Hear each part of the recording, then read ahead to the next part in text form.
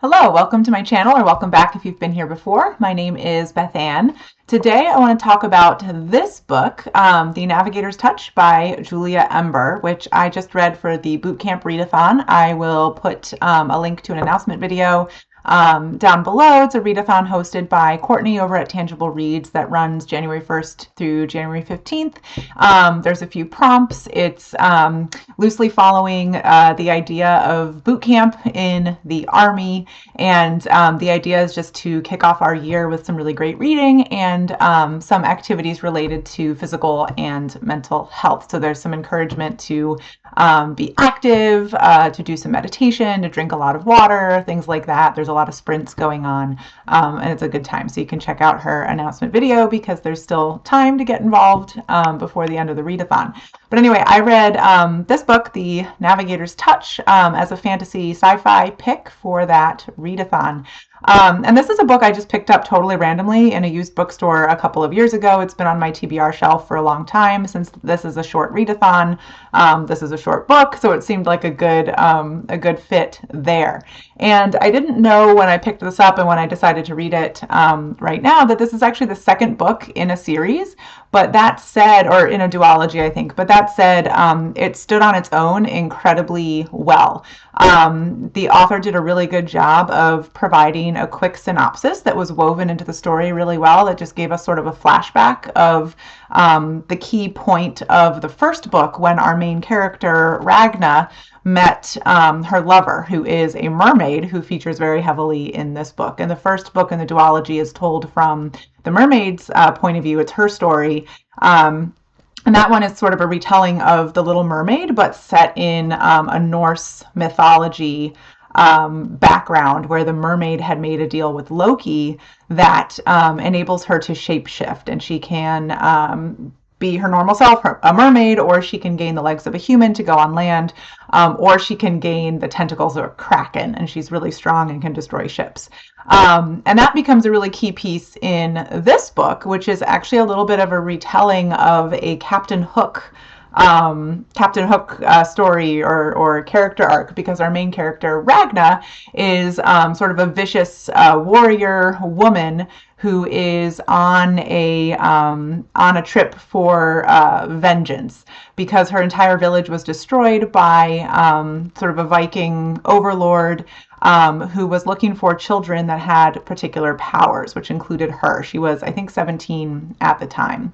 And we see that in a flashback in this book. I think that happened actually before the first book and sort of kicked off the events of the first book, where she meets the mermaid and gets some of her revenge. And so now at the start of this book, we have Ragna, who has lost a hand through this quest for vengeance. She now has a hook instead, and she is trying to captain a mutinous ship full of people who used to work for that warlord that had destroyed her home, and she wants to retake her homeland from the people and the mercenaries that work for this warlord. And so that's what unspools here.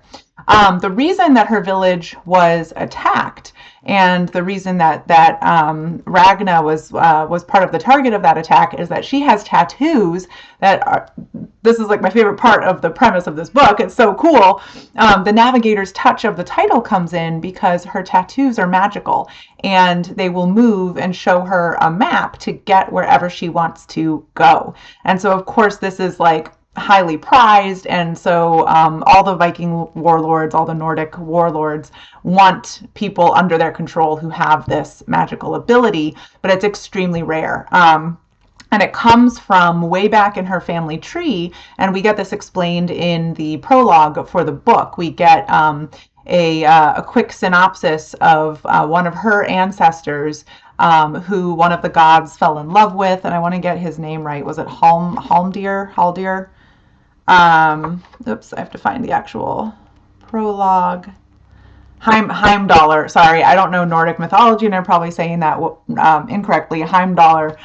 So Heimdallr had fallen in love with a mortal woman and had children with her, and because of that mixing of mortal lines and god lines, this was the way that godlike being sort of showed up in his descendants, is with these magical navigational tattoos. So that's really, really cool. And so Ragna is one of the few people in the world, especially after this warlord ransacked her village and killed everybody. She's one of the few people that still has this ability. That means that she has something to bargain with when it comes to trying to find allies to help her take back her village. So she's not sort of starting with nothing, but she does have to convince people that she, a young woman with relatively little war experience, even though she's been trained, that she has something going for her here and can be successful in taking back her village. So there's a lot going on. It's really exciting. Loki appears as a character throughout this book. The characters interact with him. There's a lot drawing on sort of Norse medieval history and mythology. And then we've got some compelling characters. We've got Ragna, who is really hurt and traumatized and on her hunt for revenge. We have her relationship with the mermaid, whose name I'm blanking on. I think her name might be Yarra.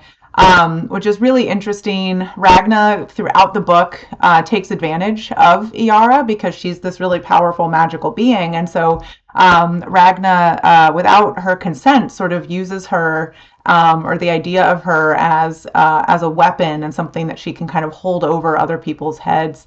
At one point in the book, she even steals from her.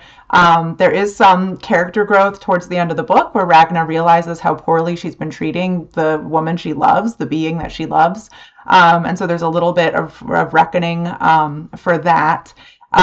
It's very easy to wonder what's going on with Yarra and why does she stick around and why does she take it. And I think in the first book, which I do need to read and I actually ordered, but it's on back order, Yarra is not like a perfect person either. So just based on some of the reviews that I've read. So I think there's been some give and take in terms of these two characters not treating each other well in this romantic relationship, which is too bad.